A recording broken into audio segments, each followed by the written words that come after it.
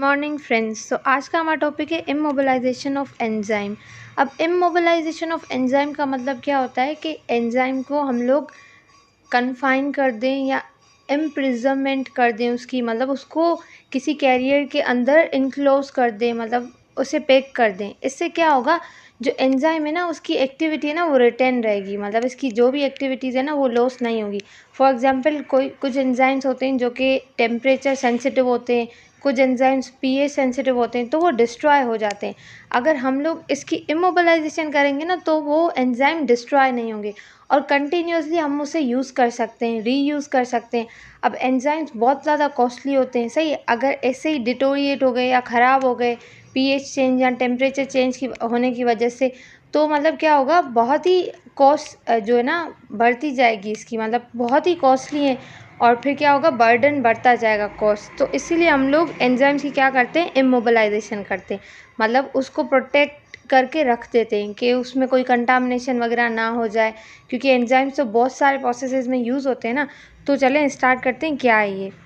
अब है एंजाइम्स। हम पहले एंजाइम्स देख लेते हैं क्या है। एंजाइम्स क्या है, बायो कैटलिस्ट है, मतलब कोई भी, मतलब हमारे बायोलॉजिकल सिस्टम में कोई भी रिएक्शन हो रहा है, सही है, वो स्लोली होगा, बट अगर एंजाइम होंगे ना तो उस रिएक्शन को कैटलाइज करेंगे, मतलब उसको फास्ट कर देंगे उस रिएक्शन को। तो एंजाइम क्या करते हैं, जल्दी जल्दी काम करवाते हैं और बहुत सारी मल्टीपल एप्लीकेशन में एंजाइम्स यूज़ होते हैं और एंजाइम्स को हम लोग प्रोड्यूस करते हैं ऑन अ लार्ज स्केल। अब क्या रीज़न है कि हम लोग एंजाइम को इमोबिलाइज करते हैं? क्या रीज़न है? एक तो एंजाइम बहुत कॉस्टली है, अगर डिस्ट्रॉय हो जाएंगे तो ऑब्वियसली बहुत कॉस्टली पड़ते हैं और डिस्ट्रॉय भी हो जाएंगे तो एक्सपेंसेस ज़्यादा बढ़ जाएंगे ना। तो इसीलिए हम लोग चाहते हैं कि इसको हम लोग क्या करें, इमोबिलाइज कर दें। और इमोबिलाइज करने से हम लोग एंजाइम को रीयूज़ कर सकते हैं या कंटिन्यू उसका यूज़ कर सकते हैं, मतलब सेफ़ रहेंगे ना, एंजाइम्स ख़राब नहीं होंगे तो हम लोग बार बार उसे यूज़ कर सकते हैं। अब इमोबिलाइजेशन है क्या? This is the imprisonment or asserting or confinement or attachment of enzyme molecule to a matrix or a carrier system। मतलब इसमें क्या होगा, हम लोग एंजाइम को इम्प्रिजनमेंट कर देंगे, किसमें, किसी भी कैरियर सिस्टम में, मतलब उसके अंदर हम इस लोग मतलब एंजाइम को डाल देंगे। तो उससे क्या होगा, एंजाइम की जितनी भी एक्टिविटीज़ है ना वो रिटेन रहेगी, वो मतलब कि डिस्ट्रॉय नहीं होंगी।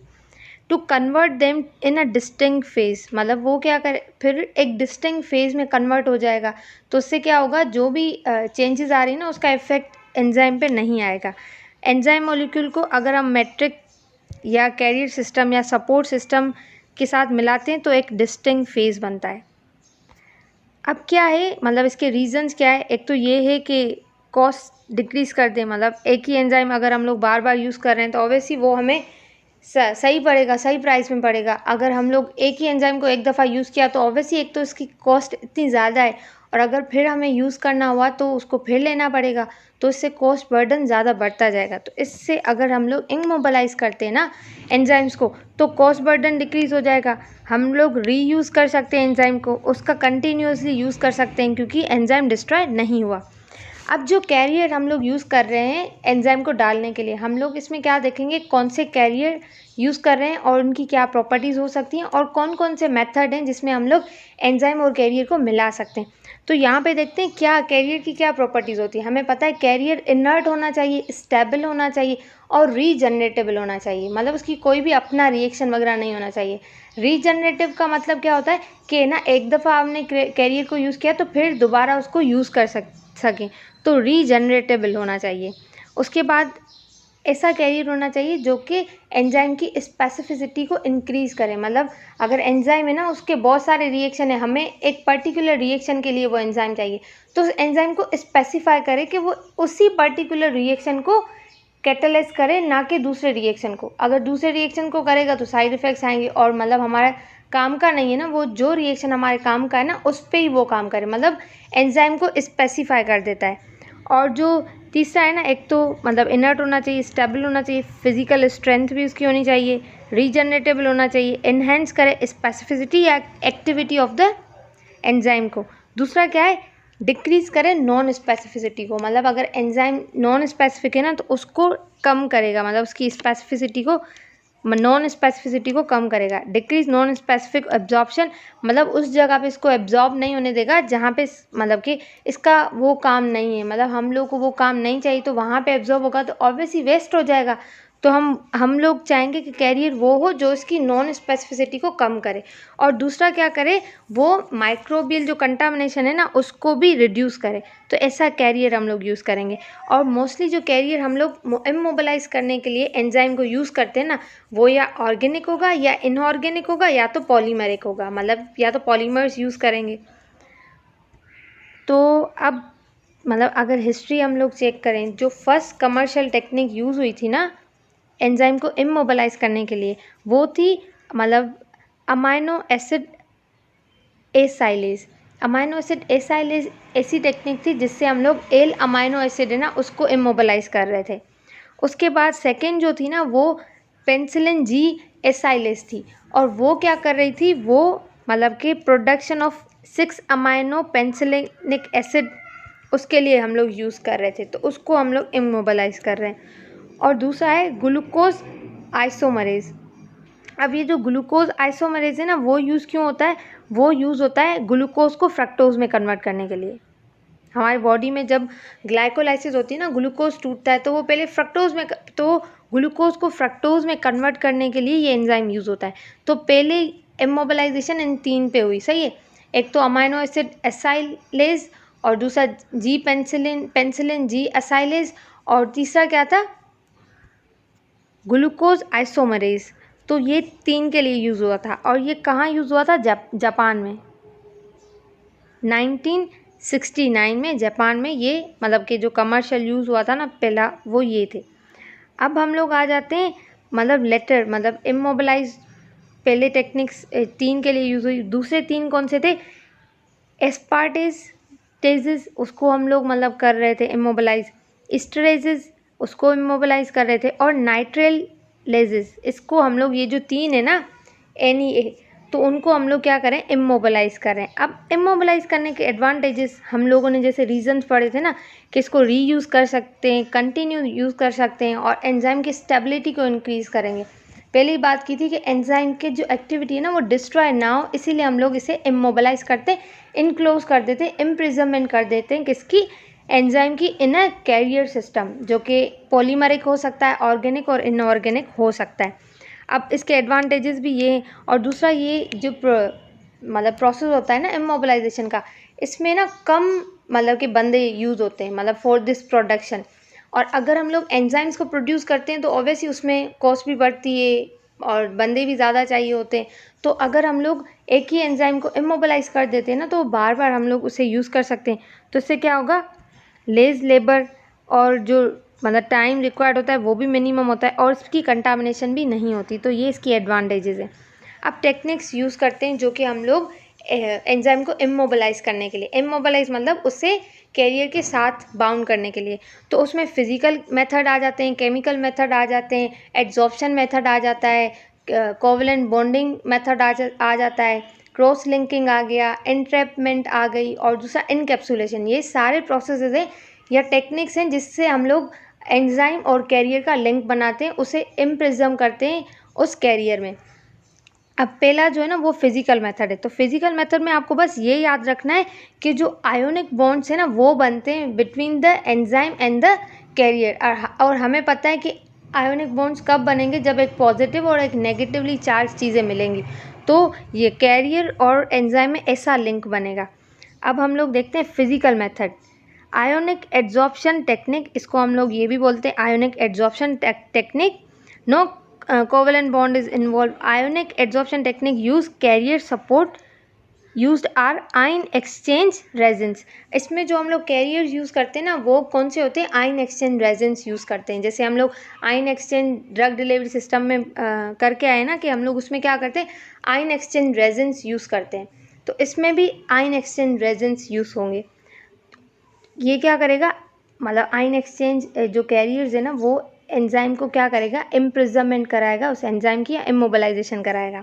उसके बाद है केमिकल मेथड। केमिकल मेथड में कोवेलेंट बॉन्डिंग इन्वॉल्व होगी, एंजाइम और कैरियर के बीच में कोवेलेंट बॉन्ड्स बनेंगे, और जो कैरियर्स इसमें यूज़ होते हैं या तो पॉलीसेक्राइड्स होंगे या तो पॉलीमर नायलॉन होगा, इनऑर्गेनिक जो मटेरियल्स है ना उसमें ग्लास आ जाता है, ग्लास भी यूज़ हो सकता है, और टाइटेनियम डाइऑक्साइड भी यूज़ हो सकता है इनऑर्गेनिक मटेरियल में।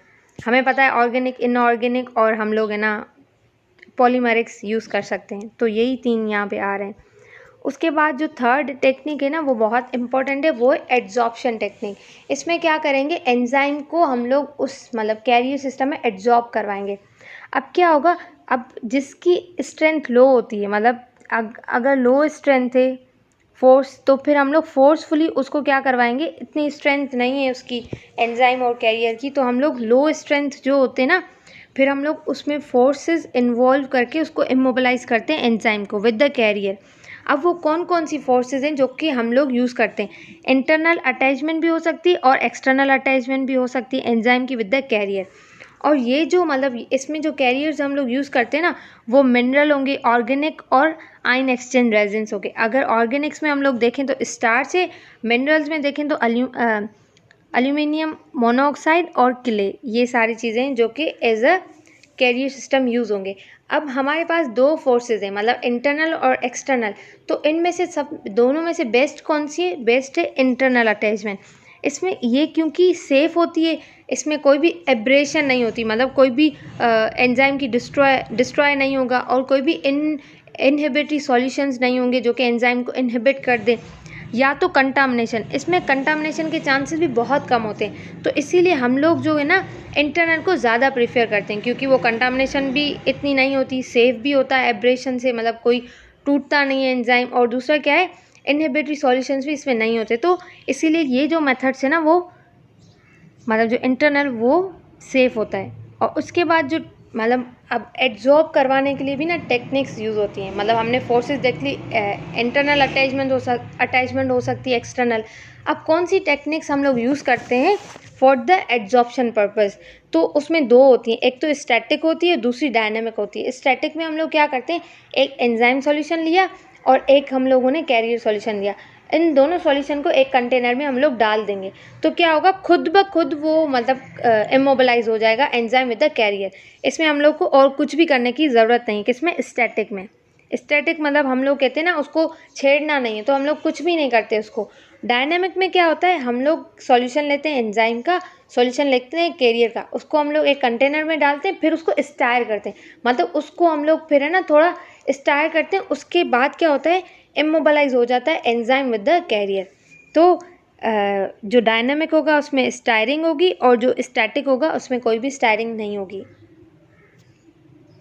अब है कोवलेंट बॉन्ड। कोवलेंट बॉन्ड मतलब अब एंजाइम और कैरियर के बीच में कोवलेंट बॉन्ड होगा। और अब ये कोवलेंट बॉन्ड कैसे बनेगा बिटवीन द एंजाइम और कैरियर, कैरियर है ना उसके पास होते हैं मतलब कैरियर के पास कुछ फंक्शनल ग्रुप्स होंगे और एंजाइम के पास कुछ फंक्शनल ग्रुप्स होंगे। जो एंजाइम के फंक्शनल ग्रुप्स यूज़ होते हैं ना for the covalent bond formation, तो वो होते हैं हाइड्रोक्सी ग्रुप और अमाइनो ग्रुप। एंजाइम में कौन से ग्रुप होंगे, एक तो हाइड्रोक्सी और दूसरा amino group of enzyme are those which carrier में कोवलेंट बॉन्ड, मतलब कैरियर एंजाइम के साथ जो कोवलेंट बॉन्ड बनाएगा ना वो कौन से फंक्शनल ग्रुप ऑफ एंजाइम पे बनाएगा, या तो हाइड्रोक्सी होगा या तो अमाइनो ग्रुप होगा। अब जो कैरियर यूज़ होते हैं ना इन दिस मेथड, वो कैरियर्स कौन से होते हैं, कार्बोहाइड्रेट्स, प्रोटीन्स और अमाइंस। अब मतलब जो अमाइन कंटेनिंग ग्रुप्स है ना वो कैरियर्स यहाँ पे हम लोग यूज़ करते हैं। अब है टेक्निक्स, जो टेक्निक्स 2 यूज़ करते हैं ना हम लोग for making the covalent bond, तो वो कौन सी होती है, डायअज़ोलिटाइजेशन और formation of the peptide bond, मतलब पेप्टाइड बॉन्ड बन रहा है जो कि कोवलेंट बॉन्ड है, तो वो ये 2 टेक्निक्स यूज़ होती हैं फॉर द कोवलेंट बॉन्डिंग। अब अगर हम लोग बात करते इंट्रैपमेंट मतलब हम लोग एंजाइम को इंट्रैप्ट कर देते हैं, किस में, एक जेल लाइक कैरियर में, मतलब एक जेल है उसमें उसको हम लोग इंट्रैप्ट कर देते हैं, तो इसको भी हम लोग एक टेक्निक कहते हैं। सही है, फिजिकली जो एंजाइम है ना, physically enzyme is trapped inside the water soluble matrix, और जो वाटर सॉल्युबल मैट्रिक या पॉलीमर जो हम लोग इसमें यूज़ कर रहे हैं वो क्या होगा, पॉलीएक्राइल अमाइड जेल होगी, या सेलुलोज ट्राइएसिटेट जेल होगी, या तो gel forming like agar, gelatin और एल्जीनेट, ये क्या करते हैं, जेल फॉर्म करते हैं। तो ये इन जेल्स में क्या होगा, जो एंजाइम है ना वो इंट्रैप्ड हो जाएगा। These are material in which enzyme are entrapped physically. और ये केमिकल प्रोसेस नहीं होता, फिजिकली वहाँ पे एंजाइम जाके एंट्रैप्ड या बिल्कुल फिक्स्ड हो जाता है वहाँ पे। कहाँ पे? जेल में। जैसे हमें पता है जेल के अंदर हम लोग कुछ डाल तो फिक्स हो जाती है ना वहाँ पे, ऐसे। अब दूसरा है इनकैप्सुलेशन, और हमें पता है कि इनकैप्सुलेशन हम लोग लिक्विड्स की भी करते हैं। तो ऐसे अगर हम लोग एक ड्रॉप लेते हैं, मतलब ड्रॉप लेते हैं एंजाइम सॉल्यूशन का, और उसे इनक्लोज करते हैं इन अ सेमी परमिएबल मेम्ब्रेन, मतलब एक कोट चढ़ा देते हैं उसके ऊपर, तो उसको हम लोग कहते हैं इनकैप्सुलेशन। और जो कोटिंग या सेमी परमिएबल मेम्ब्रेन इसमें हम लोग यूज़ करते हैं ना, वो सेल्यूलोज नाइट्रेट या नायलॉन यूज़ करते हैं इसमें एज अ कैरियर। और जो सातवीं टेक्निक है ना, वो है क्रॉस लिंकिंग। क्रॉस लिंकिंग में क्या होता है, कोवलेंट बॉन्ड्स ही बनते हैं पर मल्टीपल जो फंक्शनल ग्रुप्स है ना, वो यहाँ पे यूज़ होते हैं। क्रॉस लिंकिंग है ना, एक वहाँ से लिंक बन गया, एक वहाँ से, तो बिल्कुल जो मल्टी फंक्शनल ग्रुप्स है ना, उसके बीच में कोवलेंट बॉन्ड बनेगा। अब यहाँ पे कितनी थी? 7 टेक्निक्स थी। तो आपको 7 टेक्निक्स याद करनी है। लाइक फिजिकल था, फिर केमिकल था, तो फिजिकल में आप लोग कौन सा कैरियर यूज़ करते हैं, ऐसी चीज़ें याद करनी। अगर फिजिकल की बात करें तो उसमें हम लोग आयन एक्सचेंज रेजिन यूज़ कर रहे थे, और अगर हम लोग केमिकल की बात करें तो उसमें हम लोग इनऑर्गेनिक 2 सब्सटेंस यूज़ कर रहे थे, जिसमें ग्लास और टाइटेनियम डाइऑक्साइड आ गया था। और अगर हम लोग मतलब पॉलीमर्स की बात करें तो उसमें हम लोग नायलॉन यूज़ कर रहे थे और पॉलीसेक्राइड्स यूज़ कर रहे थे। और अगर हम लोग एड्जॉर्प्शन की बात करें तो उसमें हम लोग क्या यूज़ कर रहे थे, मिनरल यूज़ कर रहे थे, ऑर्गेनिक और मतलब ऑर्गेनिक स्टार्च यूज़ कर रहे थे, और आयन एक्सचेंज रेजिन्स यूज़ कर रहे थे। और दूसरा क्या हो जाता है, कोवलेंट बॉन्ड।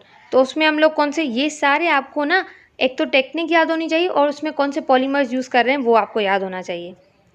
तो आज का लेक्चर था यहाँ तक। तो आई होप आपको ये लेक्चर अच्छा लगा होगा। अगर वीडियो अच्छी लगी है तो वीडियो को लाइक करना ना भूलें।